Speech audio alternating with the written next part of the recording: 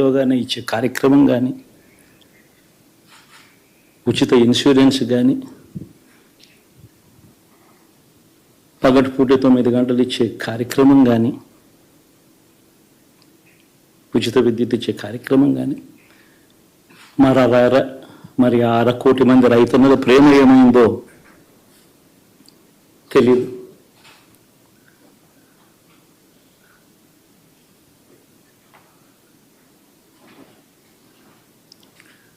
మరి ఇన్ని కోట్ల మందికి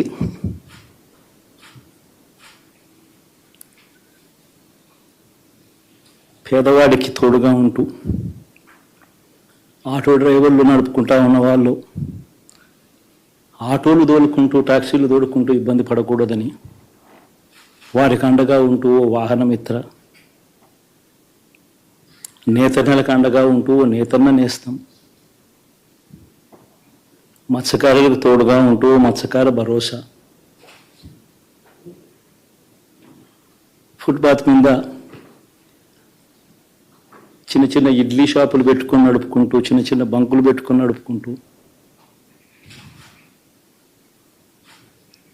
చిన్న చిన్న వ్యాపారాలు చేసుకుంటా ఉన్న వీళ్లకు, నా అక్క చెల్లెమ్మలకు, నా అన్నదమ్మలకు మంచి జరగాలని ఆరాటపడుతూ వాళ్ళకు ఒక తోడు, నా రజకులకు, నా నాయి బ్రాహ్మణులకు, నా టైలర్లకు అని అండగా ఉంటూ వారికి ఒక చేదోడు.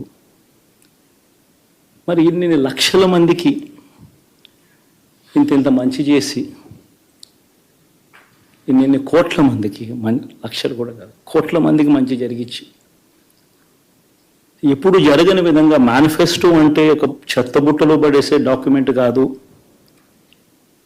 ఒక మేనిఫెస్టో అంటే ఒక బైబిల్ అని, ఒక ఖురాన్ అని, ఒక భగవద్గీత అని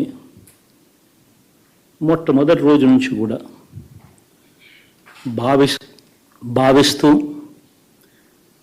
ఏకంగా 99% వాగ్దానాలు అమలు చేసి అంతే చిత్తశుద్ధితో ఆ మేనిఫెస్టోను కూడా అక్క చెల్లెమ్మల ఇంట్లోకి తీసుకొని వెళ్ళి చూపించి మీరే టిక్కు పెట్టండి అనే నిబద్ధత గల ప్రభుత్వంగా పనిచేసాం. ఇప్పుడు జరగని విధంగా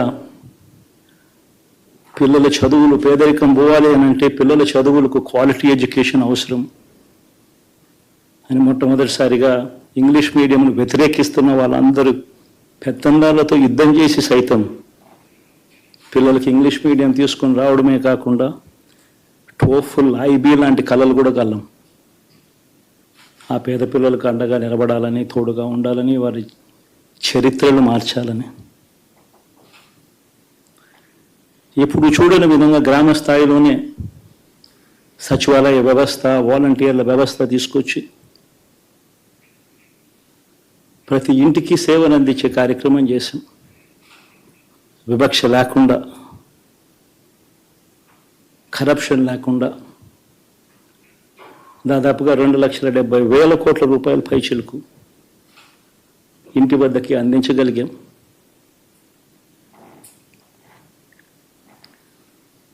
ఇప్పుడు చూడని ఈ మార్పులు తీసుకురావడమే కాకుండా ఒక చదువుల రంగం అయితేనేమి, ఒక విద్యారంగం, ఒక వ్యవసాయ రంగం అయితేనేమి, ఒక వైద్య రంగం అయితేనేమి, ఏ పేదవాడు ఎప్పుడూ ఇబ్బంది పడకూడదు అని ఎప్పుడు ఊహించని విధంగా మార్పులు తీసుకొస్తూ పేదవాడికి అండగా నిలబడగలిగాం. విమెన్ ఎంపవర్మెంట్ అంటే ఇది, మహిళా సాధికారత ఇది అంటే ఇది అని ప్రపంచానికి చాటి చెప్పగలిగాం. సోషల్ జస్టిస్ అంటే, సామాజిక న్యాయం అంటే ఇది అని ప్రపంచానికి చూపించగలిగాం. మరి ఇన్ని గొప్ప మార్పులు చేసిన తర్వాత, ఇన్ని కోట్ల మందికి మంచి జరిగిన తర్వాత మరి అభిమానం ఏమైందో, ఆప్యాయత ఏమైందో తెలియదు.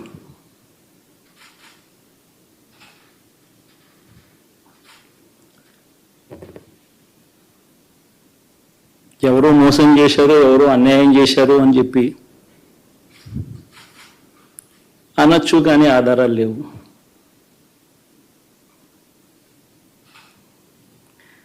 ఏం జరిగిందో దేవుడికి తెలుసు.